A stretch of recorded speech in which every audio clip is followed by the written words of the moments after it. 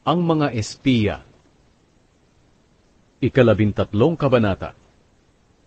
Sinabi ng Panginoon kay Moises, "Magpadala ka ng mga tao para mag-espiya sa Kanaan, ang lupain na ibibigay ko sa inyong mga Israelita.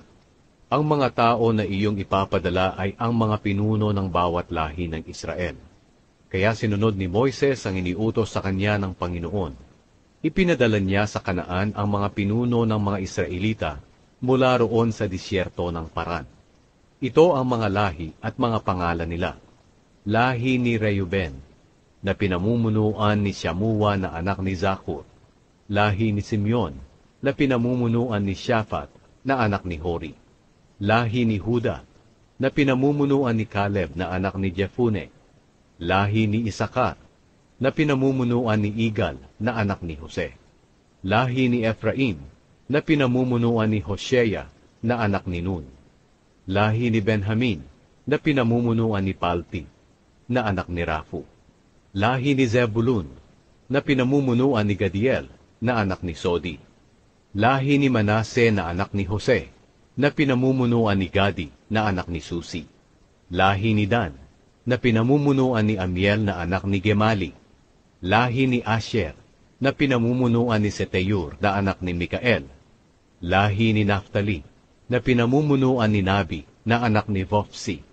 Lahi ni Gad, na pinamumunuan ni Geuel na anak ni Maki. Sila ang mga tao na ipinadala ni Moises para mag-espiya sa Kanaan.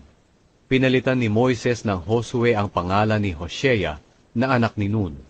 Bago sila pinaalis ni Moises para mag-espiya sa Kanaan, sinabi ni Moises sa kanila, "Maglakad kayo pahilaga at pumunta sa timog ng Kanaan, at dumiretso sa kabundukan.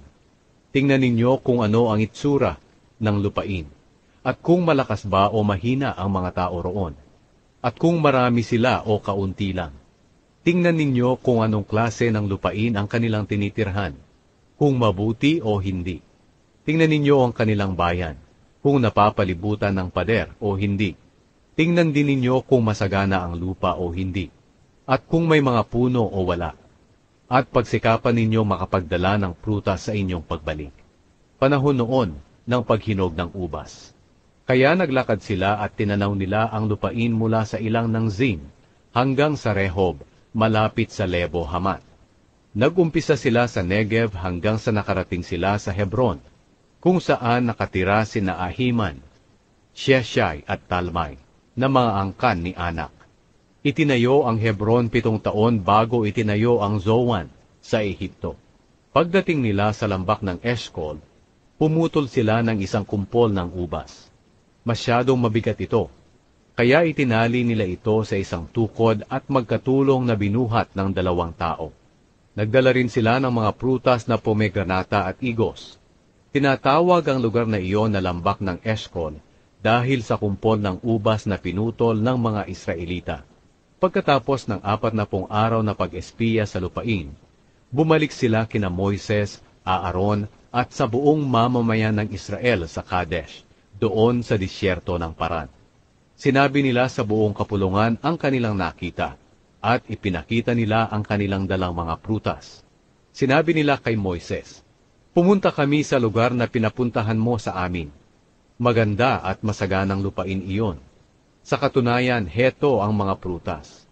Pero makapangyarihan ang mga taong nakatira roon.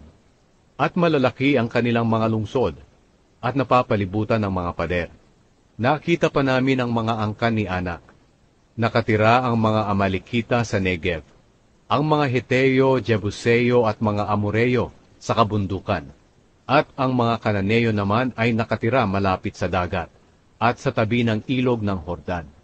Pinakalma ni Caleb ang mga tao sa harapan ni Moises at sinabi niya, "Lalakad tayo at sasakupin natin ang lupain dahil nasisiguro kong maaagaw natin ito." Pero sinabi ng mga tao na sumama kay Caleb para mag-espiya, "Hindi natin makakaya ang pagsalakay sa kanila dahil mas malakas sila sa atin." At ipinalaganap nila sa mga Israelita ang masamang balita tungkol sa lupain na kanilang tiningnan. Ito ang kanilang sinabi, "Hindi maganda ang lupaing nakita namin doon." At hindi lang iyan, Malalaki ang mga taong nakita namin doon, sobrang tangkad. May nakita pa kaming mga higante, na mga angkan ni Anak. Parang mga tipaklong lang ang tingin namin sa aming mga sarili kung ikukumpara sa kanila. At ganyan din ang kanilang tingin sa amin.